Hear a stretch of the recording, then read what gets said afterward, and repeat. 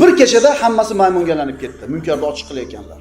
Tong otdi, bu tomondan uvillagan ovozlar, bu tomondagilar nima bo'layotganini bilmaydi. Devorda oshib o'tib qarasa, hamma maymungalanib qolgan. Kelib osilishar edi. Ko'zlaridan bilardi odam ekanligini. Ko'z odamni ko'zi edi. Bu yog'i maymun bo'lib qolgan edi. Nimaga bularga balo keldi? Bismillahirrohmanirrohim. Alhamdulillahi robbil alamin. Wassalatu wassalamu ala ashrafil mursalin wa ala alihi wa ashabihi ajma'in. Allahumma allimna ma yanfa'una wanfa'na bima 'allamtana wa zidna 'ilma. Allahumma arina al-haqqa haqqan warzuqna ittiba'ah wa arina al-batila batilan warzuqna ijtinabah. Waj'alna mimman yastami'una al-qawla fayattabi'una ahsana wa adkhilna bi rahmatika fi 'ibadika as-salihin. Amma ba'd, assalomu alaykum va rahmatullohi ta'ala va barakatuh. Alloh azza va jalla ushbu sayyidul alam kuni barchamizga muborak qilgan bo'lsin. Alloh subhanahu va taolo siz bilan bizning ummatimizni, ummati Muhammadni maqtadi. Astagfirullah. Kuntum khayra ummatin ukhrijat lin-nas. Insonlarga chiqarilgan ummatlar orasida eng yaxshisi sizlar bo'ldinglar. Bizni Alloh maqtadi. Ummati Muhammad hamma ummatlardan yaxshi. Nimasi bilan yaxshi? Ta'muruna bil ma'ruf va tanhauna 'anil munkar va tu'minuna billah. Yaxshilikka buyurasizlar, yomonlikdan qaytarasizlar va Allohga iymon keltirasizlar. Avvalgi ummatlar ham hammasi Allohga iymon keltirgan. Lekin amr ma'ruf nahiy munkar qilishlik bizning ummatimizning boshqalardan ajratib turadigan xususiyati, miza deyiladi. Agar biz odamlarni yaxshilikka buyurib yomonlikdan qaytarishlik sifati bo'lsa, Alloh taolo maqtagan ummat vakili bo'lamiz. Ammo domlalar gapirsin buni, elivoshi gapirsin buni, onalar gapirsin buni deb turib, munkarni ko'rib o'tib ketadigan bo'lsak, biz Alloh maqtagan ummat qatorida bo'la olmaymiz. Ha, la ilaha illalloh Muhammad rasululloh deyishimizga ummati Muhammad qatoriga kirdik. Ammo maqtalgan ummatdan bo'la olmaymiz. Menga nima deymiz u? Menga nima? O'lib ketmaydimi? Bora? Bor. Demak, siz ummati Muhammadni maqtalgan toifasidan emassiz. Payg'ambarimiz sollallohu alayhi vasallam aytadilar: "Man ra'a minkum munkaron falyughayyirhu bi yadihi." Mana biz yaxshilikka buyurib yomonlikdan qaytaradigan ummatmiz va birinchi navbatda yosh kattalar qilishligi kerak buni. Yo bolam, to'xtat, yig'ishtir bu ishingni. Yaxshi emas. Avvalgilar shunaqa edi. Mana oqsoqollar aytsin, kattalar 40 ta eshik u yoqqa, 40 ta eshik bu yoqqa bolalariga otalik qila olar edi. Qo'shnini bolasiga, qo'shnini otasi gapirsa olar edi. Xo'p der edi. Hozir bormi? Yo'q. Nimaga yo'q? Sizlarda zamoninglarda oqsoqollar, otalaringlar shunaqa ta'lim berganda sizlarga. Xo'pda, katta odam gapirganda yuziga tikka qarama degan, oyat, hadis keltira olmagan ular. Lekin yomon bo'ladi degan bir og'iz gap bilan xo'p degan. Endi sizlarni bolalaringlar nimaga unaqa qilmayapti? Chunki sizlar tarbiyani bermayapsizlar ekanda shunaqa. Falonchi mana dedi, o'zi bolangiz bilan dedim, desa, boblabsan, o'zi dedi, mana qayda bu dedi. Sen kattaga gap qaytardingmi? Nazardan qolib ketasan u deb turib, qo'sh inida ko'rganini qiladi. So'rang, sizni bolangiz katta odam gapirganda xo'p deydimi? Kattalar nasihat qilsa quloq tutadimi? Yo'q. Demak, siz aybingiz. Bolangiz sizning mahsulotingiz. Bolangizni odob axloqiga qarab turib, sizga ota sifatida sizga baho bersa bo'ladi. Sizlardan kim deyaptilar Rasululloh? Bir munkarni ko'rsa, uni qo'li bilan o'zgartirsin. Fa illam yastati fa bilisanihi. Agar tili bilan, qo'li bilan o'zgartirishlik imkon bo'lmasa, qudrat yo'q bo'lsa, tili bilan nasihat qilsin. Fa illam yastati fa biqalbihi. Agar unga ham qudrat yetmasa, qalbi bilan qaytarsin. Fa zalika adaful iymon. Endi bu iymonning zaifligi endi. Ammo qalbi bilan ham inkor qilmayotgan bo'lsa, bu odam bir qator qalbini tekshirib qo'ysin. Islomda 5 ta ustuni bor. Iymon, namoz, ro'za, zakot, haj. 5 ta ustun. Ulamolar aytishadi. Endi bu aytilgan gapimiz payg'ambarimiz sollallohu alayhi vasallamning buniyal islamu ala xomsin hadisidan olinadi. Islom 5 ta narsani ustiga qurilgan. Iymon, namoz, ro'za, zakot, haj. Ulamolar aytishadi, agar 6-ustun bo'lganida, agar 6-ustun ham bo'lish kerak bo'lganida, bu amr ma'ruf nahiy munkar bo'lardi deyshadi. Otalar, bizni ilmimiz ko'p emas. Yosh ulug'larimiz, ular yosh davrida dinini o'rganishlikka hozirgidek imkoniyat bo'lmagan. To'g'ri, uzrlar bor. Lekin munkarni ko'rganda qaytarishlikdan, yoshlar bir xato yo'l qo'yayotganda nasihat qilib qo'yishlikdan nima to'sadi? Mana shu ishni ustida uzrimiz yo'q edi. Aytayapti, qo'lingdan kelsa qo'ling bilan tiyib qo'y. Bo'lmasam tiling bilan ayt. Bo'lmasam eng kamida qalbing inkor qilsin deydi. Agar yosh kattalar mana shu ishni uddasidan o'tadigan bo'lsa, yoshlar quloq soladi. Xo'p deydi, faqat aytadiganlar yo'q-da. Agar yosh kattalarimiz yoshlarga nasihat qilmasa, xatolarni aytib tuzatmasa, yaxshilikka buyurib yomonlikdan qaytarmay beparvo bo'lsa, Alloh taoloning jazosi, iqobi keladi. Astagfirullah. Wattaqu fitnatan la tusibanna alladhina zalamu minkum khassa wa'lamu anna Alloha shadidul iqob. Hamda sizlardan faqat zolim kimsalarning o'zigagina yetmay, balki barchaga yetadigan balodan saqlaningiz va bilingizki, albatta Allohning azobi qattiqdir. Agar mahallada fisq fujur tarqagan bo'lsa, bir do'konda aroq sotyapti. Aroq sotyapti. Sizni bolangiz ichmaydi. Sizni ukangiz ichmaydi. Lekin shu qishloqda sotiladigan bo'lsa, shu qishloq ahli olib ichadimi? Ichadi. Mast bo'lganda borib turib mashina bilan bir birovni urishi mumkinmi? O'sha urilgan seni bolang bo'lishi mumkin. Seni ayoling, qizing bo'lishi mumkin. To'g'rima-to'g'ri ketyapti, borib urdi. Sen indamading, aroq sotayotgan do'konga yig'ishtir demading, endi bitta unga kelmaydi balosi. Senga ham keladi. Qotillik bo'lishi mumkin, o'g'irlik bo'lishi mumkin, o't ketishi mumkin. Menga nima demanglar? Menga nima demanglar? Qiyomatda javob berasizlar. Eng kamida aytib qo'yinglar. Eng kamida. Agar biz solih inson bo'lsak-ku, muslih inson bo'lmasak, ana shu odamlarga yetgan musibat bizga ham yetadi. Solih kim? Muslih kim? Solih ya'ni o'zi yaxshi odam. Muslihchi, u ham solih va boshqalarga tuzatadigan muslih. O'zingizni yaxshi bo'lganligingiz o'zi kifoya qilmaydi. Siz boshqalarni ham yaxshi bo'lishligiga undaydigan bo'lishingiz kerak. Chunki mana shu sifatimiz borligi uchun Alloh taolo siz bilan bizni nima qildi? Maqtadi. Yosh kattalar, yoshlarga nasihat qilib turish kerak. Menga nima demanglar? Faraz qiling, bir jamoa odam hammasi soppa-soq, bir payt ularning ichiga gripp bo'lgan odam kirib keldi. Shuni darrov bir maska taqib yoki davolashlikka harakat qilib, bir uni tuzatishlikka harakat qilmasdan tek qo'ysak nima bo'ladi? Mana shu munkar ish oqsoqollar, otalar. Xuddi o'sha grippga o'xshaydi. Sizga hozir yuqmadi, sizni bolangizga ta'sir qilmadi o'sha aroq yoki boshqa bir gunoh ish. Lekin xotirjam bo'ling, ta'sir qiladi. Ta'sir qiladi.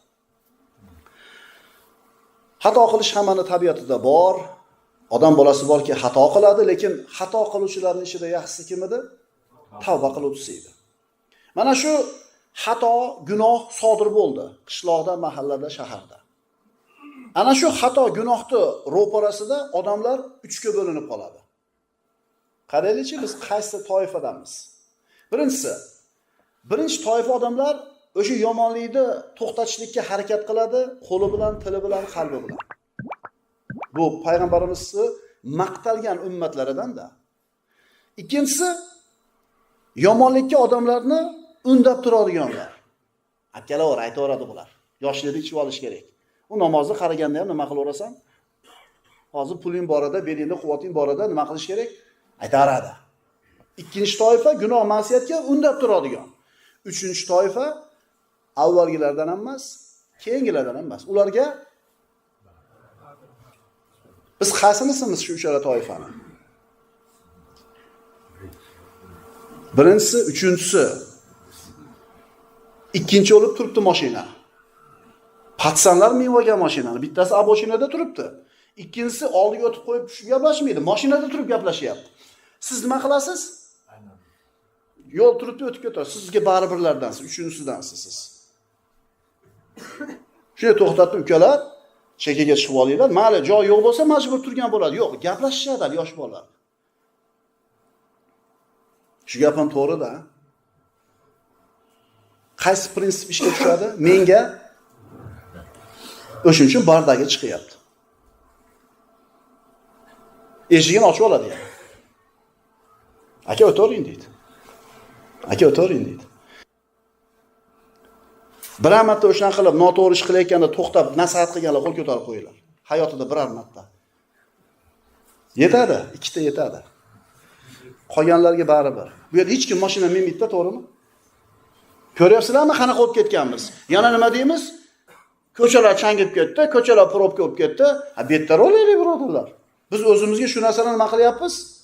Ravo ko'ryapmiz. Chunki bizni maqtashlik, payg'ambarimizni maqtagan, Alloh maqtagan ummat bo'lishimiz uchun nima qilish kerak ekan? Biror marta qiling-da, o'zingiz maza qilasiz-chi, o'zingiz. Alloh taolo sizni qilgan ishingizni mukofotlagani birinchi belgisi o'sha qilgan savobli ishingizdan qalbingizda xotirjamlik va o'zingizdan rozilik shuuri paydo bo'ladi. Misol, yo'lga chiqolmay turgan mashinaga yo'l beruvdingiz, shunday kirib oldi, keyin avval ekan yoqib qo'ydi. Bilasizmi, xursand bo'lasiz o'sha. Ana shu sizni qilgan ishingizga berilgan mukofotni muqaddimasi. Hamir uchidan yana mukofotni kuting. Biror marta qilib ko'ringlarchi. Yaxshilikka buyurib yomonlikdan qaytaradigan odamlar bo'ladi. O'sha yomonlikka undaydiganlar bo'ladi. Uchinchisi beparvolar bo'ladi.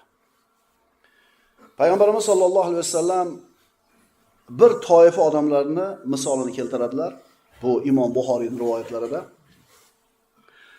An-Nu'man ibn Bashir radhiyallohu anhuma ani Nabiy sallallohu alayhi vasallam qala: "Mathalul qoimi ala hududillahi wal waqi fiha kamathali qaumin istahamu ala safinatin fa asaba ba'duhum a'laha va ba'duhum asfalaha." Alloh man qilgan narsalardan saqlanuvchi va uni tortinmasdan qilib yuruvchilarning misoli xuddi bir jamoaga o'xshaydi. Ular kemani minishda, kemaga chiqishlikda qur'a tashlashdi. Ba'zilari hissasiga tepa qismi, ba'zilariga pastga tushlik hissasiga tushdi. Demak, joy tevadagilar bor va pastdagilar bor. Payg'ambarimiz aytadilar, past qismdagilar suv olish uchun tepadagilar oldidan o'tadilar. Bundan ozorlanib, agar biz suvdan o'z nasibamizni olish uchun pastdan teshib olsak, tepamizdagilarga ozor bermasdik deyshar. Chiqib yuramizmi? Ularni ham avola qilyapmiz, o'zimiz ham bezovta bo'lyapmiz. Pastdan teshib olaylikmi deyshti. Agar tepadagilar dedilar Rasululloh, pastdagilar xohlagan narsani shundaycha qo'yib qo'ysalar, barchalari halok bo'lishadi. Agar ularni bu fikrlardan to'xtatishsa, o'zlari ham, qolganlari ham najot topishadi dedilar. Buxoriy rivoyat. Kelishdingmi? Ему так удобно edi. O'sha mashinadan tushmasdan xohlagan joyda to'xtab klient olish, xohlagan joyda turib mashinasida savdo qilish unga qulay. Unga qulay. Siz o'tib ketdingiz indamasdan yonidan. Bir marta ayting, siz ayting, yana bittasi aytsin, 3-4 odam aytganda haligi odamda nima qiladi ozgina vijdoni? Qiylanadi, qo'y chekkaga olay, gap eshitolmay deydi. Endi indalmasa qilaveradi o'sha ishni. Keyin mana nima qiladi?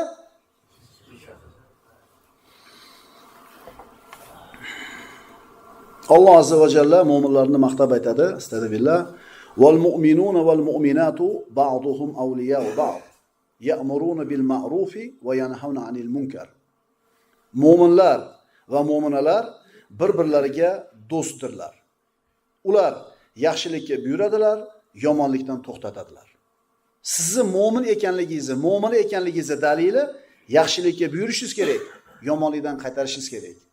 Endi yosh katta odam bo'ladigan bo'lsa, ko'rib turib xatosini yoshlarni nasihat qilmaydigan bo'lsa, mana shu ishiga qiyomatda javob beradi.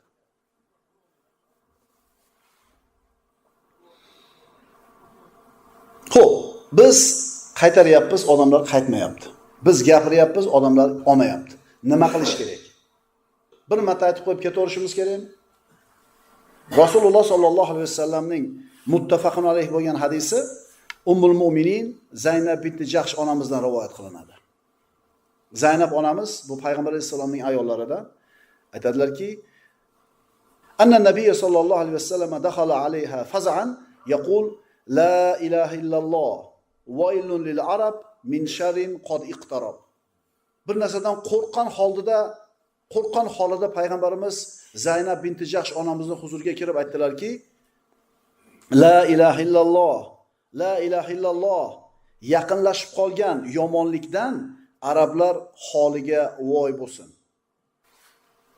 Bugun Yajuj va Majuj to'g'onidan shunchasi ochildi deb bosh barmoqlari va ko'rsatkich barmoqlarini halqa qilib ko'rsatdilar. Mana shuncha ochildi dedilar. Yajuj Majuj to'g'oni bor. Lekin qiyomat soati kelganda teshib chiqishadi. Shunda Zaynab onamiz aytdiki, "Ya Rasululloh, anahliku va fina solihun." Axir solih odamlar bor bo'lsa ham halok bo'laveramizmi? deb so'raganida payg'ambarimiz, "Na'am, iza kasura al-habath." Ha, agar nopoklik yoyilsa halok bo'laverasizlar. Yaxshi odamlar ham o'laveradi. Qiyomatda niyatiga yarasha tiriladi hammasi. İçimizde yaxshi odamlar bor, bizga balo kelmaydi degan gap bo'lmaydi. Kelaveradi balo. Lekin o'sha baloda qirilib ketgandan keyin kim nima niyatda yashagan bo'lsa, shu niyatiga yarasha tirilaveradi. Bir kunda hech bo'lmasa bir 2 marta o'zimizga bir shu amri ma'ruf nahiy munkarda bir lozim qilsa yaxshi bo'lardi. Ha? Amri ma'ruf nahiy munkarda uyda qoyilma qolib qo'yamiz. Svetni o'chir. Rozani yo'q. Qo'ygan berdingmi? Yana nimalar ustida amr ma'ruf nahiy munkar qilamiz? Aytinglar, nimani ustida? Sizga primoy zarar bo'ladigan, iqtisodingizga, cho'ntagingizga zarar bo'ladigan ishda amr ma'ruf nahiy munkar qoyim 101%. To'g'rimi? Ammo Allohning hududlari buzilsa, gunoh ma'siyat ko'paysa, uchi. Sizga aloqasi yo'qmi uni? Kuntum khayra ummatin ukhrijat lin-nas. İnsanlar uchun chiqarilgan ummatlarning yaxshisi bo'ldinglar. Nima uchun yaxshi bo'ldinglar? Yaxshilikka buyurib yomonlikdan qaytarasizlar. Endi buni muqobilida boshqa oyat bor. Bu Banu Isroil haqida. Banu Isroilning rohiblari haqida, ilm ahllari haqida. Astagfirullah. Lu'ina allazina kafaru min bani Isroil ala lisani Davud va Isa ibn Maryam, zalika bima asaw wa kanu ya'tadun. Davud va Iso alayhimassalomning tillariga ko'ra Banu Isroildan kofir bo'lgan kimsalar la'natlandilar. Nima uchun? Osiy bo'lganligi uchun, haddidan oshganligi uchun. Kanu la yatanahawna munkarin fa'alu. Kim edi ular? Rohiblari, o'sha ilmlilari. O'zlari qilmaylar deb qaytarayotgan ishni o'zlari qilishar edi. Birovning haqidan qo'rqinglar deb turib o'zi qo'rqmas edi. Agar biz odamlarni qilma deb qaytarayotgan ishimizni o'zimiz qilayotgan bo'lsak, shunga tushib olmaymizmi? Qarang, salaf solihinlarimiz qanaqa bir ulug' odamlar bo'lgan, ajdodlarimiz. Abu Hanifa Nu'man ibn Sobitga taqsir, qulni ozod qilishlik savobi haqida bizga bir va'z qilib bering deyishdi. Qulni ozod qilishlikning savobi qanaqa? Oradan bir 40 kun o'tdimi, 2 oy o'tdimi, keyin o'sha ma'ruzasini qilib odamlarga va'z qildi.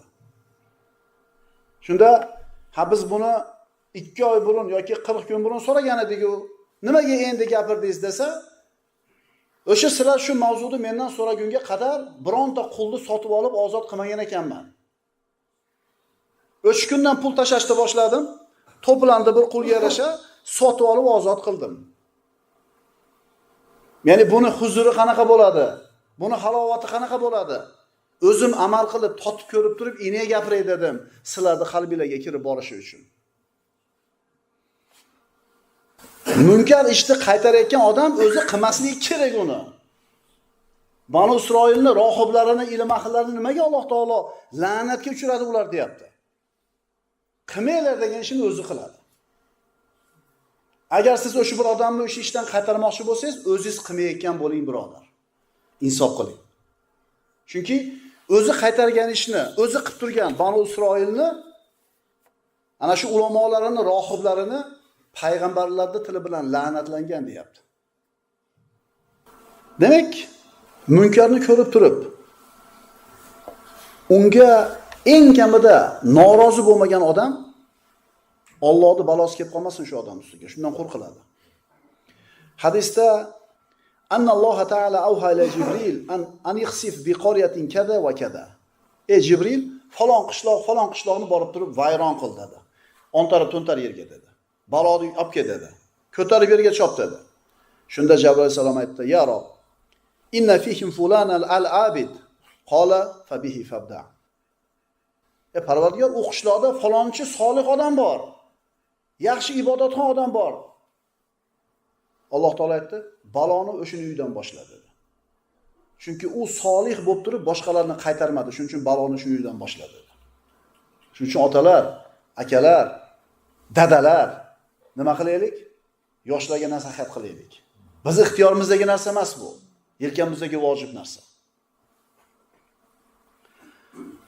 Mana shunday holatda birodarlar, agar yosh ulug'larimiz, umuman hamma musulmonlar bir-biriga ko'mak ko'rsatmasa, yordam bermasa, bir ikkinchisiga nasihat qilmasa, amr ma'ruf nahy munkar qilmaydigan bo'lsa, bu fasod har bitta uyga kiradi. Har bitta uyga kiradi. Buni oldini olishlik kerak bo'ladi. Mana Qur'ondagi bir ajib qissalardan birodarlar, bu Ashabus Sabt qissasi. Shanba kunining egalari. Alloh azza va jalla ana shu Banu Isroildan bo'lgan bir toifasiga hukm qildi. Juma kuni sizlarga bayram bo'ladi dedi. Bu toifa dengizni bo'yida yashar edi. Tirikchiligi balig'i bilan edi. U yahudlar qaysarlik qilishdi, yo'q, biz shanbani bayram qilamiz deyishdi. Alloh taolo ularga iqob qilib, shanba kuni bayram qilasizlar, hech qanday ish qilmaysizlar shanba kuni dedi. Shanba kuni dam oladi. Allohning sinovi. Ana shu baliqlar, dengizda tutadigan baliqlar yo'q bo'lib qoldi. Birdaniga Allohning sinovi. Alloh taolo ularni jazoladi shu qaysarligi uchun. 6 kun dengizda baliq yo'q. Shanba kuni, 7-kuni sohilga baliq shunday keladiki, tushib qo'li bilan tersa bo'ladigan darajada baliq ko'p keladi. Lekin ovlash mumkin emas. Biron ish qilish mumkin emas. Sinov. Shanba tugaydi, yakshanba keladi, baliq yana yo'q. 6 kun ocharchilik, 6 kun qiyinchilik. Haqiqatan qiyinchilik bo'lib ketdi. Shunda qarashsa bir odam yakshanba kuni baliq tutdi. Pishirib yeyapti. Qanday qilib tutdikin qarab turishdi. Keyingi yakshanba baliq yeyapti. Diqqat qilib qarab tursa, shanba kuni tushdi suvga. Bitta katta baliqni olib, o'sha kuruchogini ilib, suvga sanchib qo'yib cho'p bilan chiqib ketdi. Shanba kuni baliqni ovlamadi. Zohirida. Bozor kuni boradi, baliqni tortib oladi, hiyla. Munkar ish bo'lyaptimi, yo'qmi? Bo'lyapti. Balo keldimi? Yo'q, hali balo kelmadi. Uni ko'rib turib odamlar sekin-sekin o'rganishdi. Shanba kuni baliqni nima qilishadi? Ilib qo'yishadi, bozor kuni tortib oladi. Bekitib qilyapti har qalay burchak-burchakda.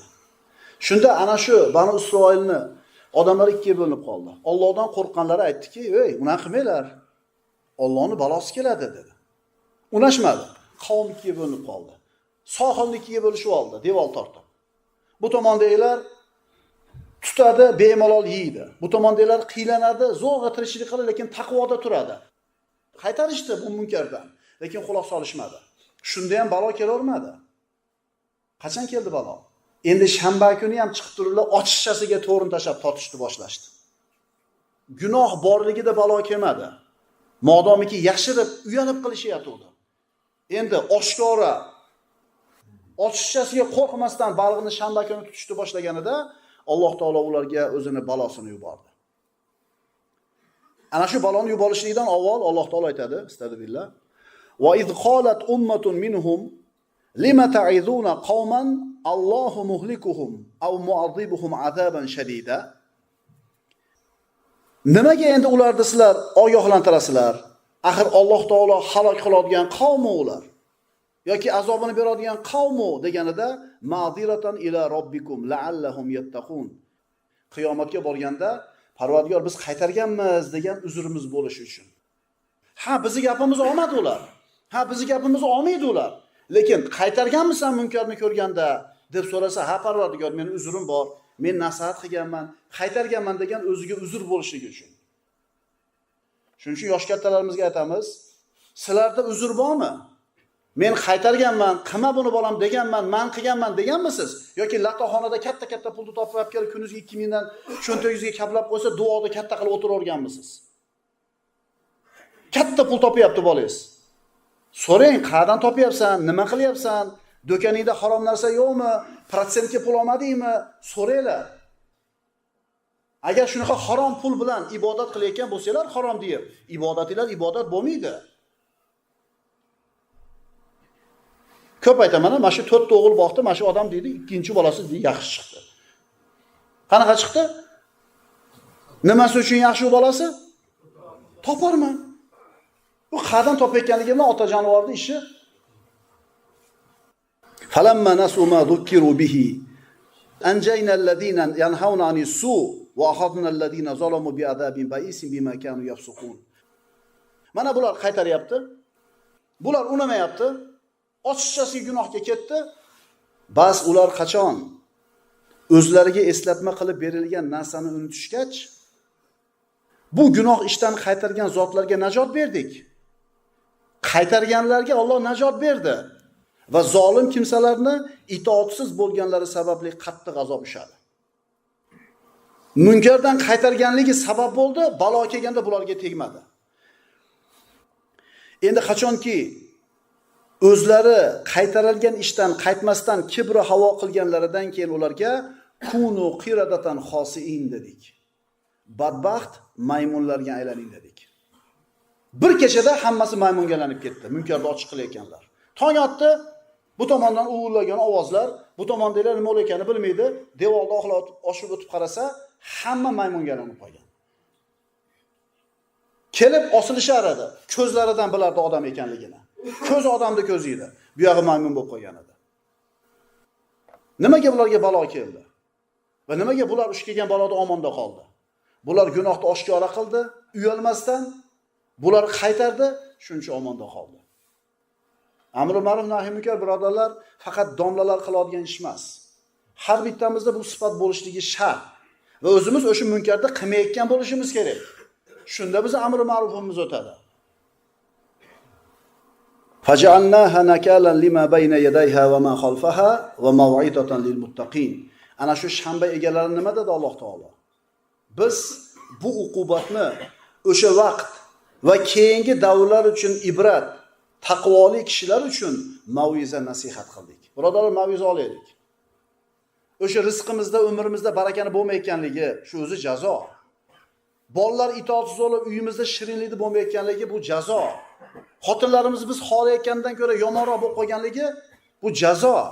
Jazo deganda faqatgina osmondan o't tushishini tushunmanglar, birodarlar. Ko'nglingizga nima yoqmaydigan ish bo'layapti hayotingizda? Mana shu jazo.